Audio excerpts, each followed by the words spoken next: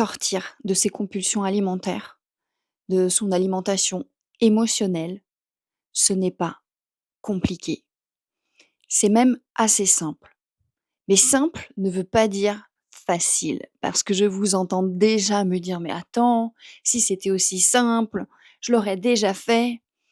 Et oui, en fait, en vrai, c'est simple. Déjà, il y a pas de méthode miracle, hein, ça va être une méthode qui va être adaptée en fonction de chacun, en fonction de ce qui parle, du déclic. Il peut y avoir plein de méthodes qui vont vous aider à sortir de vos troubles du comportement alimentaire. Et même si c'est simple, je le répète, cela ne veut pas dire que c'est facile. Parce qu'il faut aller déprogrammer le cerveau qui a mis en place un schéma automatique en fonction de quelque chose qu'il a à dire, à protéger.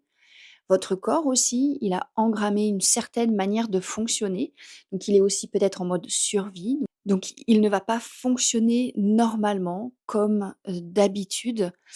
C'est aussi réapprendre à être à l'écoute de son corps, et si c'est simple à faire, ce n'est pas facile parce qu'au début, on ne sait pas du tout nos sensations, comme on est totalement déconnecté de notre corps.